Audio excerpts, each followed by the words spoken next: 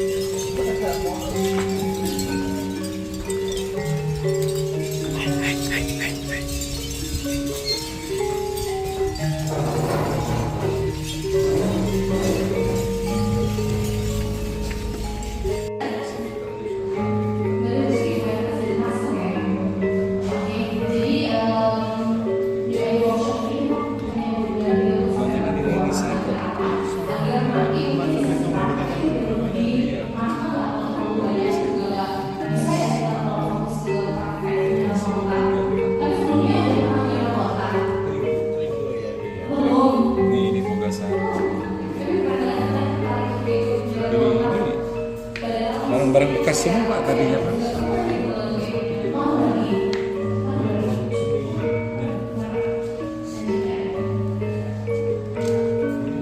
Tempat susu Pak. Tempat susu di kertas susu.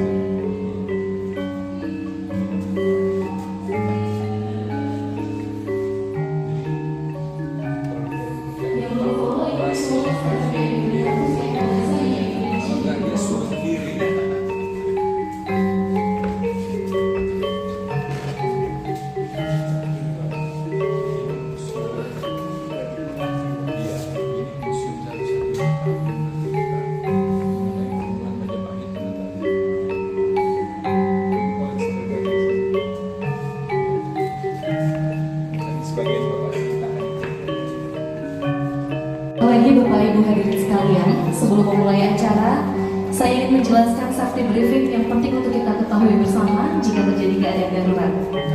Sebagai informasi, toilet terdapat di luar ruangan ini, fire hydrant ada di sebelah kanan teman-teman semuanya, kemudian pintu darurat terdapat di belakang teman-teman.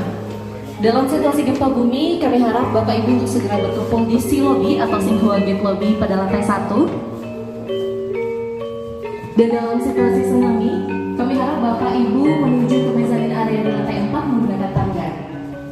Nah, kami himbau juga bahwa merokok ataupun rokok elektrik dilarang digunakan di gedung UID kampus, kecuali di smoking area Starbucks pada lantai 1. Terima kasih.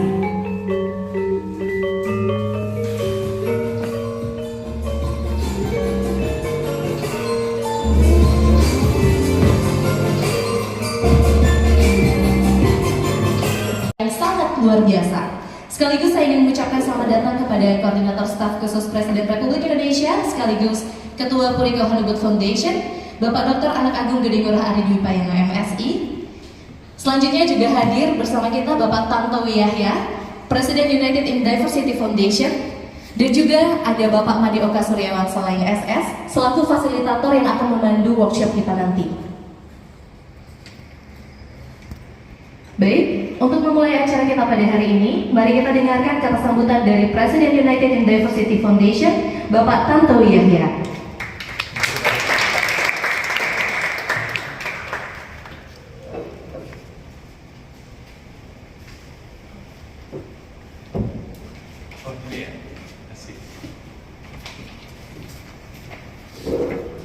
Om Swastiastu. Assalamualaikum warahmatullahi wabarakatuh. Salam sejahtera untuk kita semua. Selamat pagi. Yang saya hormati Bapak Dr. AA Gede Ngurah Ari Dwi Payana MSI, Koordinator Staf Khusus Presiden, dan juga Ketua Yayasan Puri Kauhan Ubud.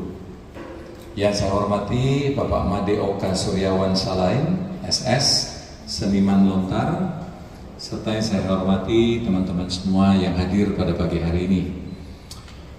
Pagi yang cerah ini, dengan senang hati saya menyambut Bapak Ibu teman-teman semua di UID Workshop Further Preserving Cultural Diversity Through Creativity.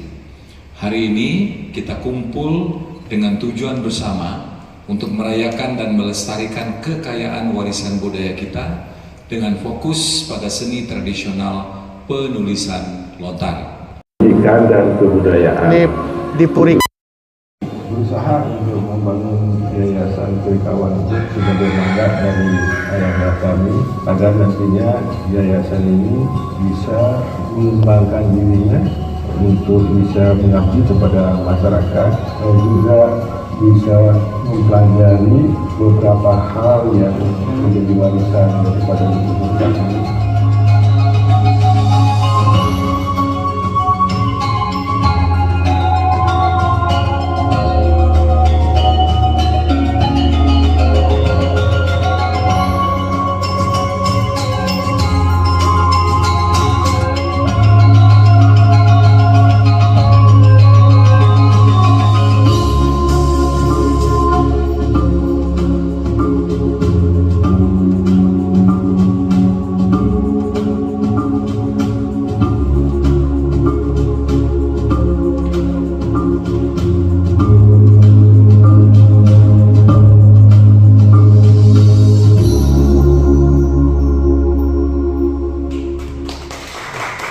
Oke, tadi kita sudah melihat cuplikan sedikit tentang penjelasan Puri Kauhan Ubud. Selanjutnya mari kita dengarkan langsung keynote speech oleh yang terhormat Bapak Dr. Anak Agung Gede Ngurah Ari Dwi Payana MSI selaku Koordinator Staf Khusus Presiden Republik Indonesia dan juga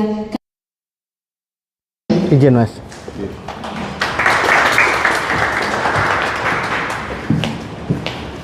Om Swastiastu. Om Abhinamastu Namaste Saraswati di Pati. Assalamualaikum warahmatullahi wabarakatuh.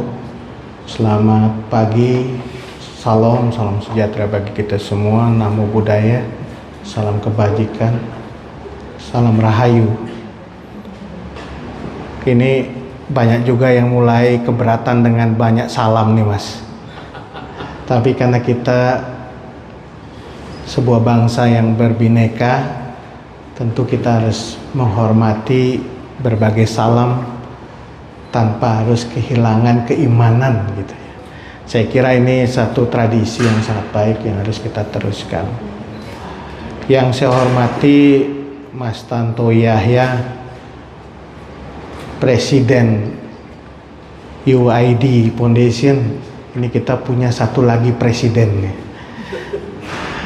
Jadi presiden di Indonesia, Republik Indonesia satu, tetapi presiden-presiden ada yang lebih banyak lagi seperti sekarang kita di UID. Yang saya hormati teman-teman pengurus Yayasan UID yang hadir, kemudian dari Puri Kauhan Ubud hadir ponakan saya, anak saya Gongde Ari tadi duduk di mana ya? Oh, duduk di bawah. Yang tadi ada di film. Kemudian Pak Oke Suryawan dan teman-teman sekalian yang hadir pada pagi hari ini, kita menyampaikan sesanti yang ayu bahagia bersyukur kehadirat Tuhan Yang Maha Esa, karena hari ini hari baik sekali, Mas.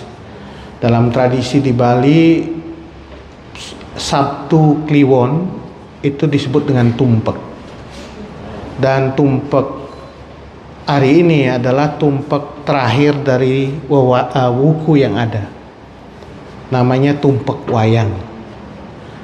Jadi tumpek wayang ini adalah hari yang menurut tradisi di Bali sangat magis begitu. Dalam 1 minggu terakhir ini, mulai dari hari Minggu sampai hari Sabtu. Jadi hari-hari di Bali itu mulainya hari Minggu, Mas, Redite. Jadi kita mulai dengan Redite, berakhirnya Sabtu. Wukunya berganti. Jadi besok sudah wukunya berganti dari wuku wayang ke wuku klau. Jadi teman-teman yang generasi muda sekarang harus mulai belajar tentang warige, sebuah kekayaan pengetahuan yang kita miliki di Bali, yang tidak kalah dengan bangsa lain. Kalau di Tiongkok juga punya astronomi dan astrologi, di India, tapi di Bali itu kompleks karena kombinasi antara solar system dan lunar system. Ada Wewaran, Wuku, Sasih, Purnama Tilem, dan Dauh. Ada 5. Dan ini salah satu kekayaan yang luar biasa dimiliki oleh Bali, yang unik, yang istimewa, dan belum tentu dimiliki oleh peradaban lain karena kompleksnya.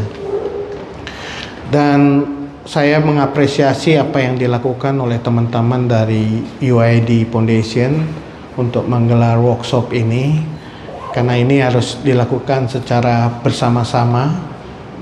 Berbagai pihak harus bergerak bersama untuk pelestarian dan pemajuan kebudayaan Bali.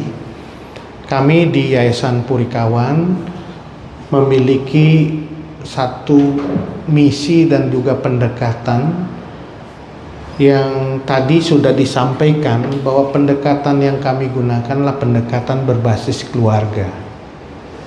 Karena menurut kami di Bali ini ada 5 pilar yang menjaga budaya Bali, organisasinya. Ada yang disebut dengan Banjar, ada yang namanya desa adat, kemudian ada namanya Dadia. Dadia itu adalah persekutuan sosial berbasis pada genealogis, kayak terah di Jawa, Mas, atau marga. Kemudian Subak itu berbasis pada pengairan. Yang terakhir itu adalah Seke. Kalau adik-adik semua atau teman-teman melihat di Bali banyak Seke. Ada Seke Gamelan, Seke Kidung, Seke Manyi, itu produksi ketika orang memanen padi, itu Seke, kelompok yang berbasis fungsional. Kalau Banjar berbasis teritorial, desa adat berbasis kesamaan kayangan 3. Kalau Dadio berbasis pada ikatan genealogis, kemudian Subak berbasis pada pengairan, dan terakhir ada yang namanya Seke.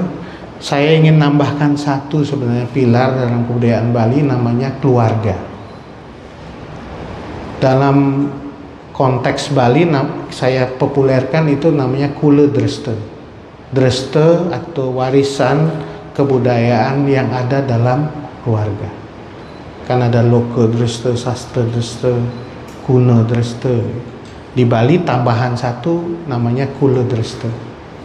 Dan saya kira keluarga ini harus menjadi ujung tombak untuk penguatan budaya, karena di dalam keluarga itu diwarisi berbagai warisan kebudayaan yang turun-temurun dari para leluhur kita.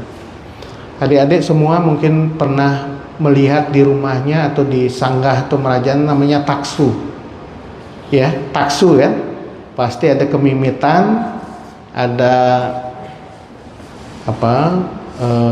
pengelurah. Satu lagi yang pasti ada di keluarga Bali namanya taksu, Mas. Pelinggih atau bangunan yang selalu dipuja di rumah tangga yang sekecil apapun ada taksu. Taksu itu dalam bahasa populer sekarang ini disebutkan jiwa, roh, spirit dari Astegina atau 8 profesi utama keahlian yang ada dalam keluarga. Sehingga kalau di Bali itu pasti setiap orang di dalam keluarga itu punya profesi utamanya. Apakah itu pertanian sebagai petani, sebagai bendegel atau ke laut, sebagai seniman topeng, sebagai seniman tari, ataupun dalang, ataupun balian pengobat. Pasti ada profesi-profesi yang ditekuni oleh keluarga itu. Dan biasanya karena profesi ini ditekuni oleh keluarganya, maka itu diwarisi turun-temurun profesi itu. Kalau bapaknya petani, anaknya petani. Bapaknya bendega, anaknya bendega. Tapi di dalam tradisi keluarga itu juga ada artefak, ada spirit, ada keahlian, keterampilan yang turun-temurun juga. Coba adik-adik sekarang lihat di keluarga masing-masing. Dilihat dari kakek atau dari bahkan buyutnya. Itu dulu menekuni apa, profesi apa, maka di situ pasti ada sesuatu di rumah yang kita harus jaga. Misalnya di keluarga kami memiliki manuskrip lontar sekitar 60-an lontar oleh kakek kami. Ini kebetulan beliau dipoto zaman Belanda 1917. Ini ada fotonya, masih pewayangannya. Dan beliau adalah seorang jaksa, juru bahasa. Next slide mungkin. Nah, kami mau tadi diwarisi lontar itu. Nah, lontar ini biasanya kita di Bali, di Saraswati, satu manis suatu gunung itu kita upacarakan lontar 2 kali setahun. Tetapi karena tradisinya disakralkan seringkali lontar itu justru tidak dirawat dengan baik. Akhirnya apa? Lontar itu moksah, hilang dia, udah jadi abu karena dimakan oleh ngengat. Ngengat itu binatang kecil pemakan lontar. Karena memang kita tidak pernah rawat. Oleh karena itu tradisi yang harus kita bangun adalah menjaga. Apa warisan di keluarga kita? Kita harus mulai identifikasi, kita jaga, kita rawat terus.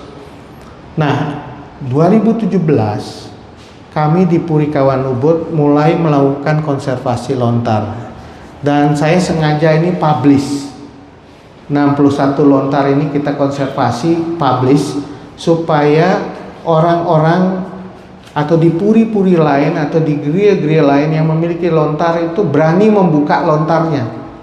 Karena ada juga sesuatu anggapan bahwa lontar itu nggak boleh diapa-apain gitu, nggak boleh dibuka, ajawere, tenget gitu. Nah, sekarang kami publish untuk membuat ini bisa ditiru oleh keluarga lain. Nah, dibantu oleh teman-teman penyuluh bahasa Bali. Ini luar biasa, di Bali kita punya teman-teman penyuluh bahasa Bali yang saat ini sedang berjuang, Mas, di DPR supaya mereka diangkat menjadi pegawai P3, apa istilahnya sekarang? P3K ya. Kemarin ketuanya Maje bilang dia mau audiensi di DPR supaya bisa. Saya kira kita harus dukung mereka ini sebagai seorang tenaga yang terdepan untuk konservasi lontar yang kita ada. Terus, nah ini aktivitas yang kita lakukan di yayasan. 2017 kita perbaiki. Kalau memang lontar-lontar itu belum terawat dan kemudian harus dibuat lebih kokoh, kita lakukan. Next slide. Nah, sebelum ini nah terus nah setelah itu kami apa yang kita lakukan? Digitalisasi. Jadi lontar itu kita digitalisasi dengan maksud supaya pertama teksnya tidak harus diturunkan setiap saat. Karena tradisi di Bali menurunkan lontar itu sakral, harus upacara, ya kan? Nah, kita digitalisasi sehingga kita suatu saat bisa membacanya. Dan itu dilakukan secara mudah sekali dengan cara apa? Tekniknya mudah, pakai kamera sekarang pun bisa. Dan yang kita lakukan katalog, bikin katalog lontar. Next slide. Nah, setelah itu kita lakukan alihaksara. Jadi dari digitalisasi itu alihaksara sehingga dia bisa dibaca Latinnya. Kemudian kita unggah di website yayasan 2017. Website itu untuk mengenalkan kasanah lontar yang kita miliki, tetapi tidak semuanya kita angkat. Kita tampilkan previewnya saja supaya lontar itu haknya, jadi copyrightnya ada di keluarga, masih tetap terjaga. Orang lain bisa kalau ingin mengetahui, melakukan riset, dia harus ke Puri atau ke rumah untuk meminta izin. Kami launching tahun 2019 oleh Dirjen Kebudayaan, Mas V. Bisa dilihat di www.purikawanubud.org. Next slide. Nah, setelah itu kami melakukan MOU dengan berbagai kampus. Di sini mungkin ada teman-teman dari staf Pukuturan, dari UNHI, dari UAN. Kita melakukan MOU supaya naskah-naskah ini bisa digunakan secara akademik. Jadi teman-teman kampus bisa memanfaatkan naskah lontar ini untuk riset, untuk hal-hal yang mereka anggap penting, supaya ini betul-betul menjadi bisa berkontribusi untuk orang banyak. Jadi konsep berdana punya itu tidak hanya dengan uang. Jadi kita berbagi itu tidak dengan uang, dengan materi, berbagi dengan pengetahuan, dengan cara membuka ini kepada orang lain. Next slide. Nah, dari digitalisasi lontar, alih aksara, alih bahasa, kita publikasi, tetapi berikutnya adalah diskusi bedah lontar. Tapi yang paling penting menurut saya adalah bagaimana lontar itu bermanfaat, berguna bagi orang banyak. Kalau kita punya pengetahuan hanya untuk diri kita, bahwa mengagumkan punya banyak pengetahuan tanpa dia bermanfaat, itu bermasalah. Karena kita hanya untuk diri sendiri, menara gading kan. Oleh karena itu kita harus dorong lontar ini disaintifikasi, diturunkan ke dalam berbagai aktivitas yang bisa berkontribusi bagi kebaikan orang banyak. Kontribusinya bisa bermacam-macam. Misalnya lontar warige, ilmu pengetahuan kita tentang perbintangan. Kami kemarin di Purikawan Ubud tahun 2023 membuat festival warige CD yang khusus untuk bicara soal ilmu perbintangan dari berbagai disiplin keilmuan, dari berbagai agama. Misalnya Muslim ilmu perbintangannya apa, dari Buddha apa, dari Kristen apa. Kemudian kami mengundang dosen astronomi ITB untuk bicara tentang ilmu perbintangan. Karena kita harus pertemukan antara warisan budaya tradisional ini dengan modern. Nah, yang kedua, kita juga punya usada sidi, warige usada sidi, ilmu pengobatan.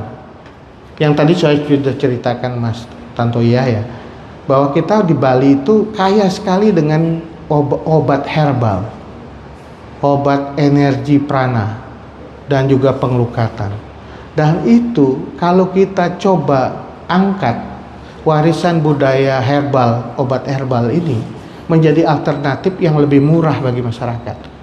Karena dia nggak perlu lagi beli obat kimia atau membeli obat farmasi di tempat lain. Dia dapat sesuatu yang menjadi milik pengetahuan lokalnya ada di Bali. Tinggal kita lakukan saintifikasi, uji labnya, standarisasi, pertemukan dengan kebijakan sehingga ada opsi.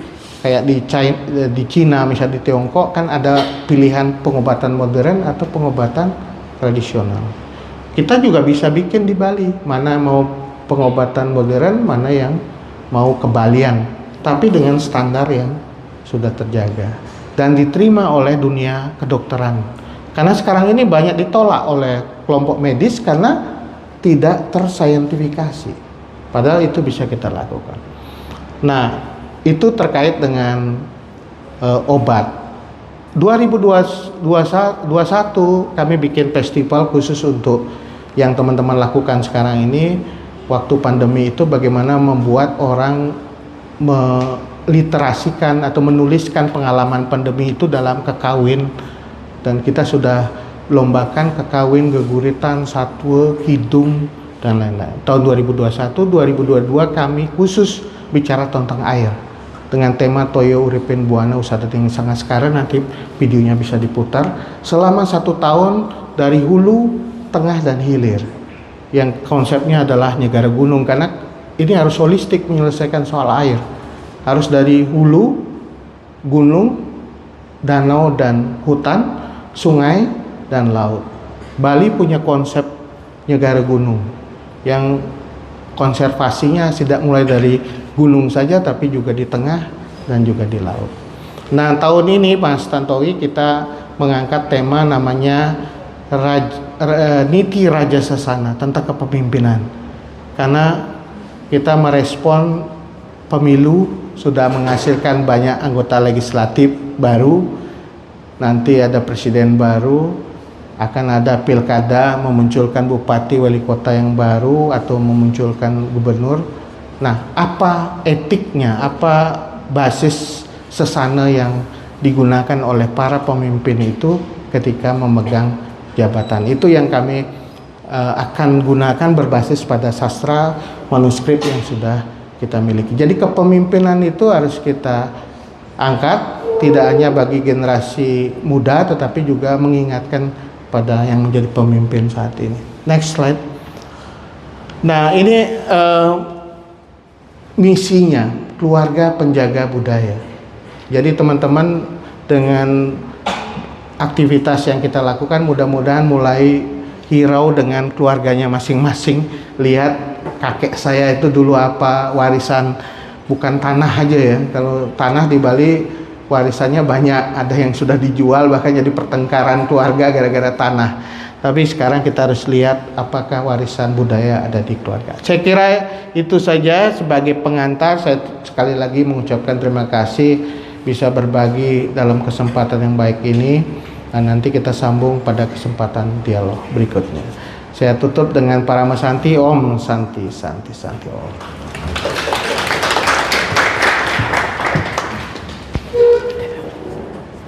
Bapak Ibu hadirin sekalian, UID Workshop kita hari ini sangat sejalan dengan poin SDGs atau Goals nomor 4. Ada yang tahu? Ada yang tahu nggak?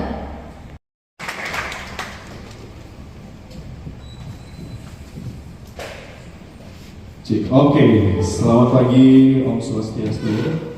Assalamualaikum warahmatullahi wabarakatuh. Perkenalkan, nama saya Robi Kurnia. Tadi dibilang luar biasa karena bosnya.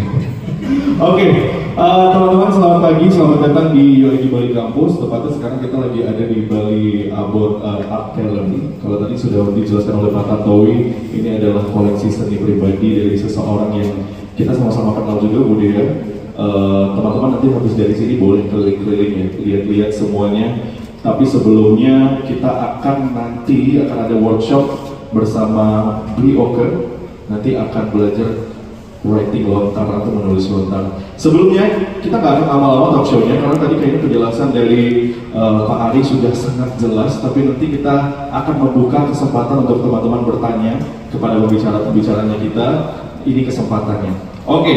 Tadi Pak Ari baru duduk, saya mau undang ke depan lagi Bapak untuk kita kasih tepuk tangan yang paling meriah dulu. Ini adalah Bapak Dr. Anak Agung Gede Mula Ali Dwi Payana, Koordinator Staf Khusus Presiden dan Ketua Yayasan Puri Kawan Ubud. Yang kedua, kita undang ke depan Limade Oke Suryawan Salim SS yang nanti akan jadi fasilitator kita untuk workshop menulis lontar.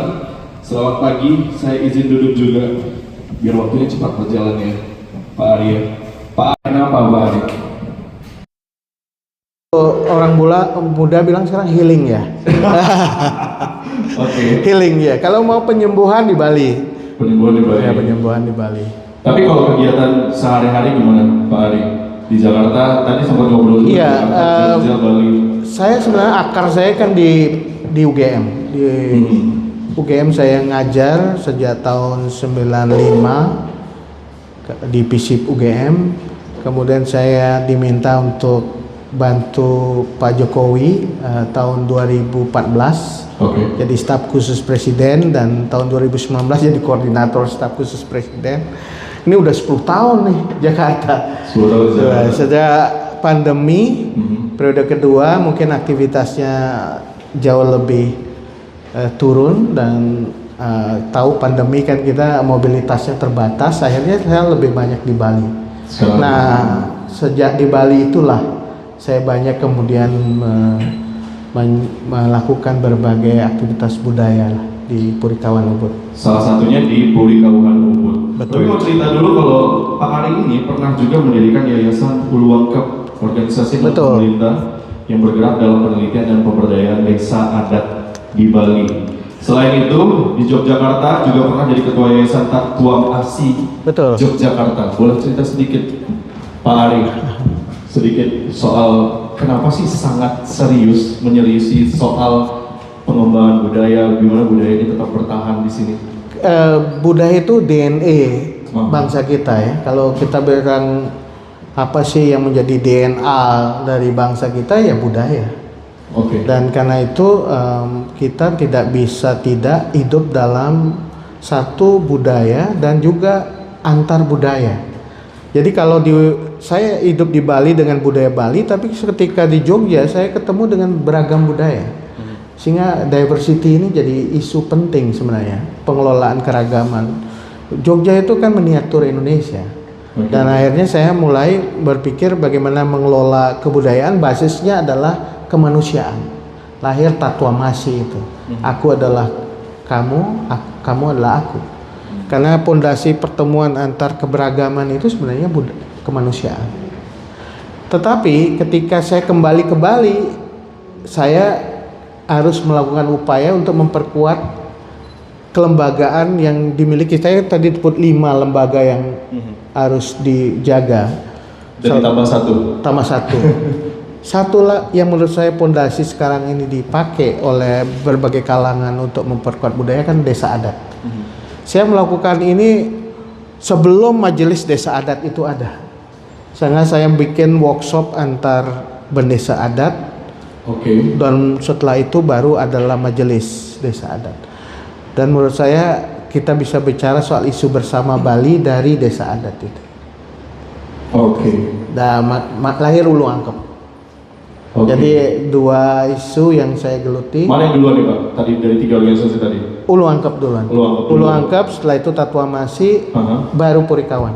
Purikawan tahun 2016. 2016. Ya, 2016. Dan Purikawan sekarang sudah punya yang namanya Pustaka Lontar. Iya. Boleh diceritakan sedikit Pak? Jadi di keluarga kami itu diwarisi 62 manuskrip lontar. 62 manuskrip, yang merupakan warisan dari kakek kami, dan itu sesuatu yang sangat berharga. Harta karun ibaratnya. Kalau kami nggak punya tanah, kalau banyak puri warisannya tanah ya. Jadi banyak tanah, kami nggak punya tanah banyak.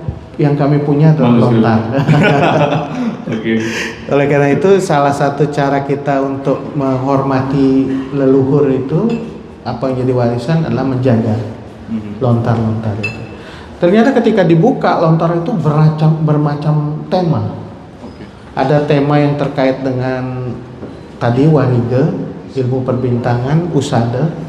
Ada yang juga terkait dengan tutur, nasihat-nasihat gitu. Ada juga tatul. Kemudian juga ada yang kaitannya dengan pengiwul. Pengiwul itu tentang ilmu-ilmu yang Bali saat ini sebut dengan pengliakan gitu ya.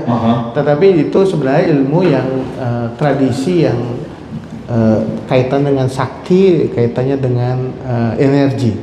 Nah, itu luar biasa yang kita dapat.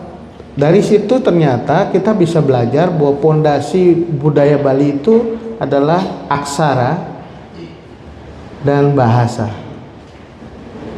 Iya. Aksara itu huruf, Itu setiap kalau kantor-kantor di Bali itu aksara. semuanya pasti ada aksara. Aksara. Oke. Dan aksara itu adalah identitas Bali, sesuatu yang penting karena itu ditemukan oleh leluhur kita. Oke. Karena itu tidak unik kan, tidak ada di tempat lain. Ada aksara Jawa, aksara Latin, tapi ada aksara Bali, sesuatu yang otentik Bali. Itu aksara Bali. Dan aksara itu ternyata magis. Nanti Pak Oke Suryawan kalau teman-teman belajar lagi tentang aksara, aksara itu dalam tubuh itu ada aksara. Oke. Nanti ini yang jadi basis bagi teman-teman yang belajar tentang Tantrayana, Kandapat dan lain. Pokoknya tentang tantra. Ini kampus jadi 10 SKS ya? 10 SKS. Jadi saya nggak ceritain. Aksara itu sangat esensial karena dari aksara itulah lahir bahasa. Oke. Begitu. Iya, karena simbol-simbol bahasa itu kan di aksara. Iya. Ya kamu bingung deh. Iya betul. Mudah-mudahan teman-teman di sini nggak bingung ya. Oke, kita ke Bli Oke dulu. Bli Oke sebagai seorang lontar artis, tapi nggak cuma lontar aja ya. Mungkin bisa dijelasin kalau di judulnya adalah praksi artis. Boleh dijelaskan sejarahnya kenapa tertarik untuk menjadi seorang lontar artis dan akhirnya jadi fasilitator di berbagai tempat. Boleh Bli. Awalnya karena tadi dijelaskan taksu dari Pacunari bahwa dalam keluarga itu memiliki profesi, jadi dulu Umpe ya, atau Cicit itu adalah seorang yang ngastri. Jadi di rumah banyak sekali ada lapisan lontar, namun yang tersisa sekarang sekitar 30-an takok. Itu ada saya bawa beberapa, nanti bisa dilihat. Nah, awal saya masuk ke dalam dunia lontar itu ketika masih SMP kelas 2 ya. Kelas 2 karena kebingungan untuk mencari ekstrakurikuler pada masa itu. Oh, berarti di SMP ada ekstrakurikuler menulis? Ada banyak. Oke. Dulu karena bingung mencari ekstrakurikuler, saya milihlah ekstra lontar gitu. Oke, ini menarik sekali. Dulu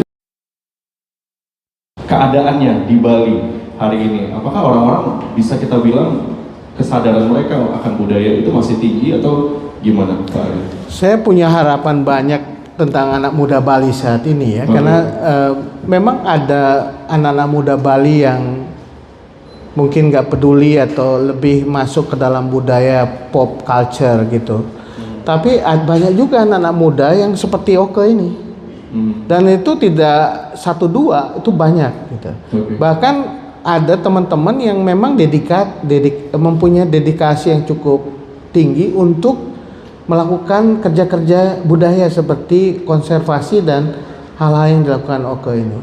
Saya kira ini harus diapresiasi ya. Artinya tempat mereka untuk kerja-kerja budaya ini harus mulai dipikirkan kaitannya dengan ekonomi. Maka saya sering sebut sebagai ekonomi konservasi. Seperti kita bicara melakukan aktivitas konservasi lingkungan, tapi ada juga insentif ekonominya. Kita melakukan kerja budaya juga ada insentif ekonominya gitu. Sehingga kerjanya ini bukan kerja yang ngayah sampai layah aja ya. Ngayah itu artinya sesuatu yang dilakukan secara ikhlas, tapi ada juga nilai ekonominya. Nah, oleh karena itu kita harus melakukan invensi sesuatu yang baru untuk membuat kerja-kerja seperti ini suatu kerja yang dihargai secara ekonomi. Nah, itu satu. Jadi saya mulai memikirkan itu. Yang kedua, kita juga perlu orang-orang gini untuk menyambung antara tradisi dan modern.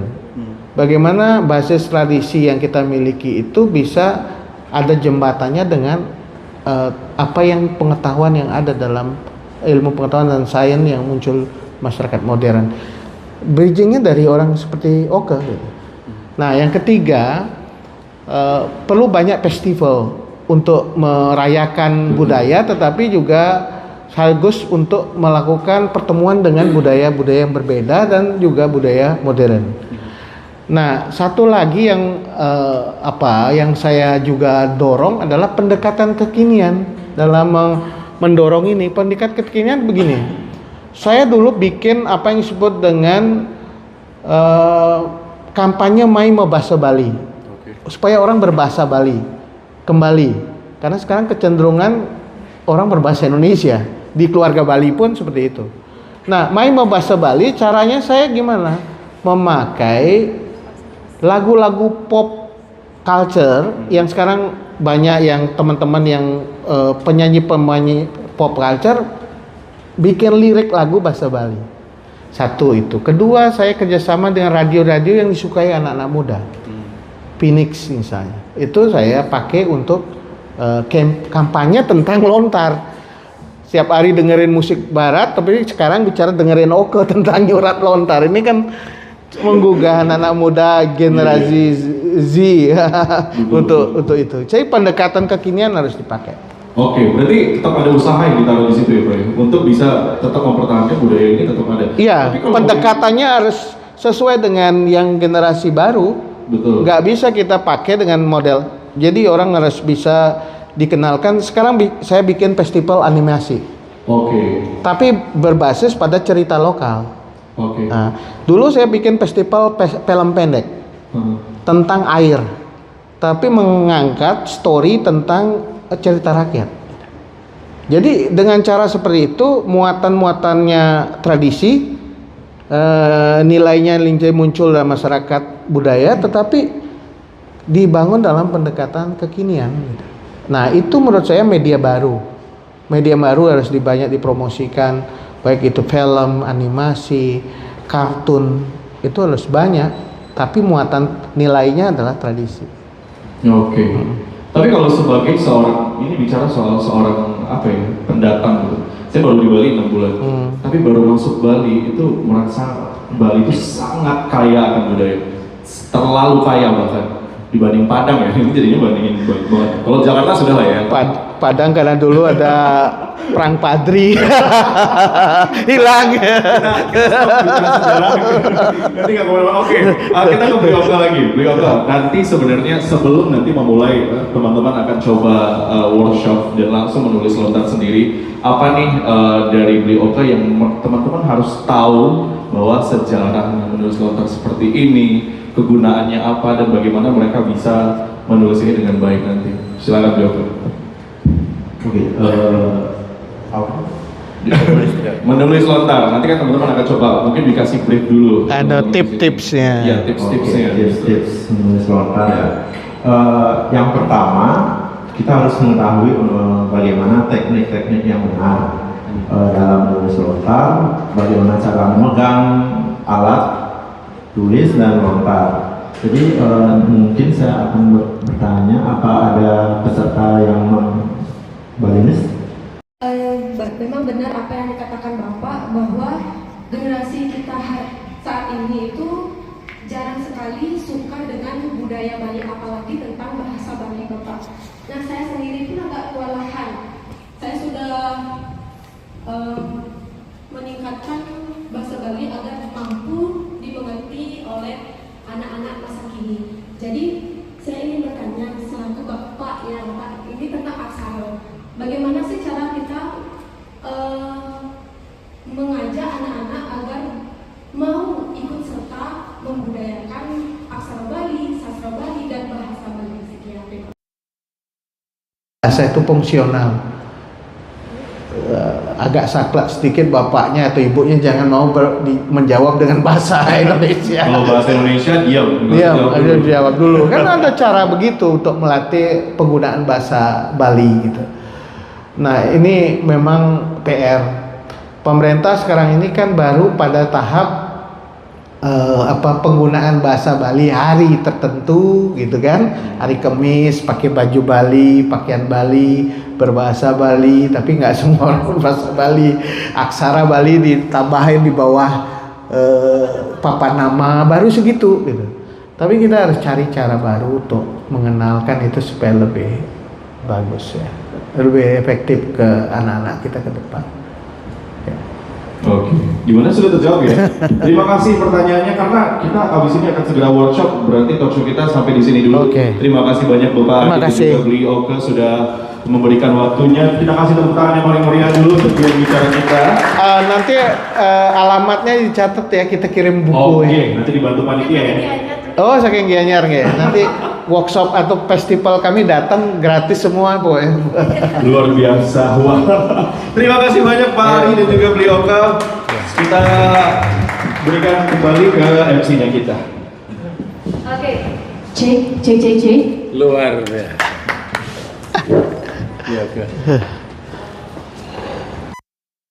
Cek. Oke, mohon maaf tadi ada kesalahan teknis, mic-nya tidak berbunyi. Berikan tepuk tangan sekali lagi kepada moderator dan pembicara kita yang luar biasa.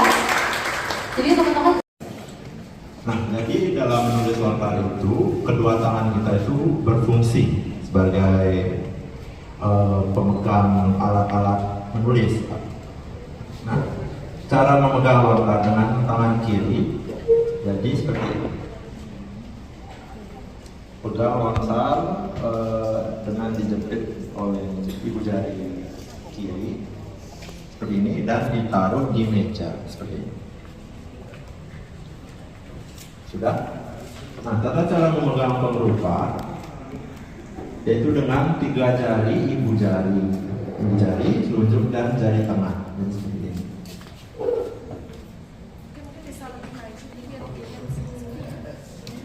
Ada yang terhalang tiang. Jadi seperti ini.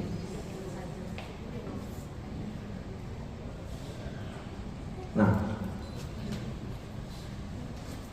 jadi dalam menulis lontar itu, lontar posisinya harus horizontal di atas meja. Seperti ini sebagai simbol yoni. Kalau kita kaitkan dengan benda yoni, jadi lontar sebagai yoni atau simbol perempuan atau perdana, dan pengerupa yang posisinya vertikal lurus itu sebagai lingga.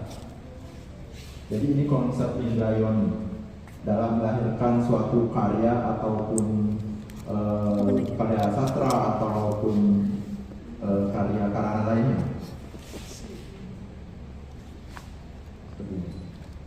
Nah, dalam menulis lontar, kedua ibu jari kiri terutama itu berfungsi untuk mengontrol pisau tulis ini agar tidak lewat garis ke bawah.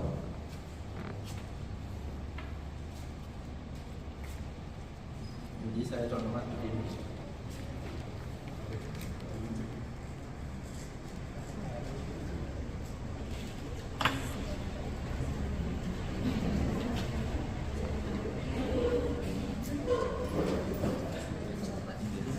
Ya, mungkin bisa dicoba dulu menggunakan huruf ya, bebas huruf Latin ataupun huruf Bali. Nah, itu kan ada garis-garis itu di lontar. Itu ditulisnya di atas garis atau di bawah garisnya? Menulis aksara Bali itu ditulis di bawah garis. Jadi aksara Bali itu posisinya seperti digantung di garis. Jadi tidak seperti menulis huruf Latin ataupun lainnya itu yang di atas garis. Jadi aksara Bali itu posisinya itu di bawah garis, mulai dari kiri, bagian kiri, terus sampai ke ujung kanan, kemudian lanjut lagi di bawah garis yang kedua.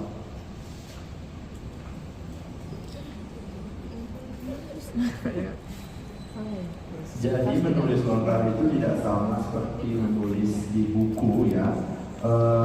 Lontar ditaruh di meja dan tangan menulis seperti memegang pulpen itu sepertinya tidak kurang efektif untuk mendapatkan tulisan yang baik.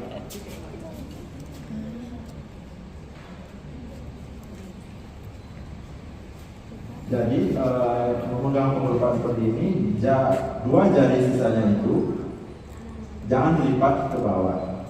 Jadi biarkan dia lurus untuk menyangga pengerupa agar tidak miring seperti ini. Jadi pengerupa itu harus senantiasa lurus dari naik turun dan vertikalnya, tidak miring untuk mendapatkan tulisan yang baik.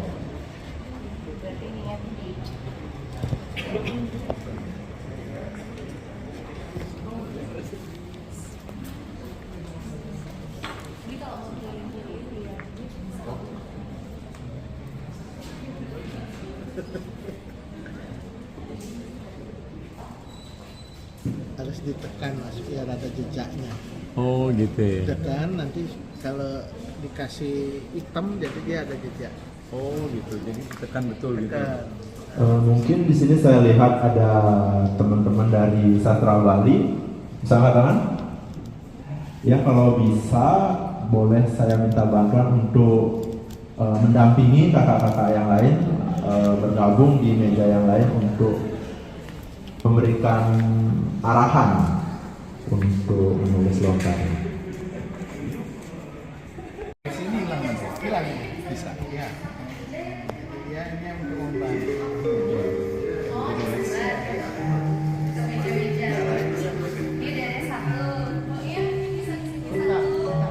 Oh, kalau di meja ini saya rasa ini ada senior saya yang orang lokal.